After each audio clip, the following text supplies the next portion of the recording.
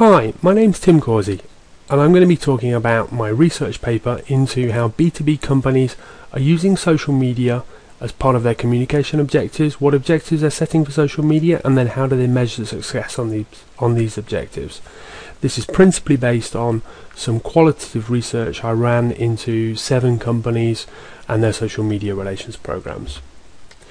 First of all, in terms of the context, the internet is a massive phenomenon with 2 billion users out there, and social media is a massive part of the internet. It's becoming an even increasingly large part of people's daily life. So here we see 700 million people out there with Facebook accounts, sending out things like 1 billion tweets per week, and LinkedIn, a company, the first social network to go public, having a valuation of 4.3 billion based on 2010 revenues of only $230 or $240 million.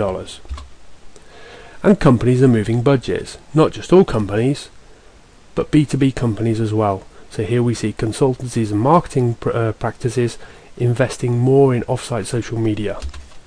So all companies and B2B companies as well are getting on the social media bandwagon. And what we found is that the social media activities are linked to their business plan, both in theory and also in practice through the interviews that were made.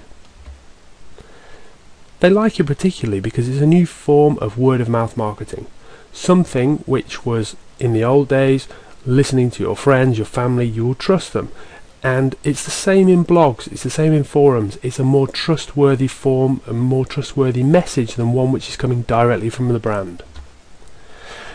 And what we found is that there are 3 types of sort of groups of objectives.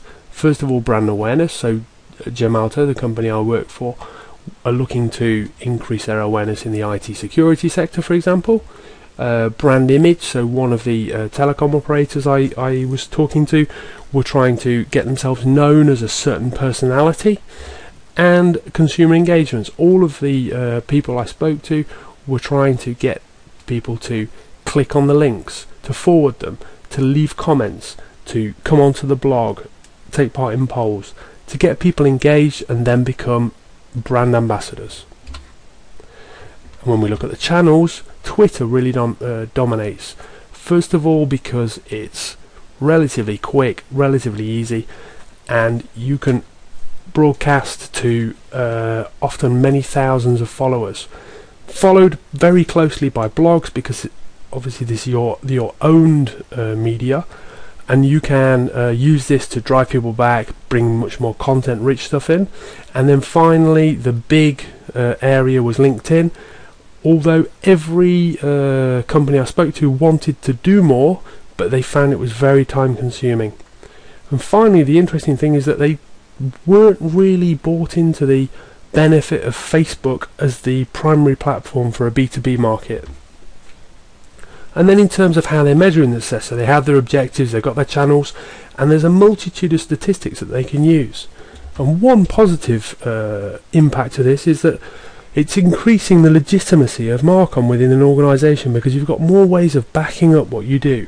But it also leads you to think, which are the right statistics to track? And these, going back, they need to be linked to your objectives. They become the smart part of the objectives. But then it's always good to try and limit yourself to maybe 3 to 5 and then track them over time, rather than trying to measure everything. And companies out there, unsurprisingly, Twitter and blogs came out as the top 2 channels, and Twitter tools like TweetDeck and blog and web analytics such as Google Analytics came up by all of the people I spoke to, followed by a variety of platform specific tools depending on where the networks were, such as Facebook and LinkedIn.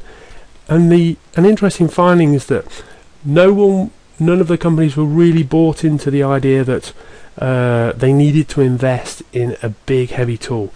The market seems a bit young at the moment. There seems to be a need for consolidation.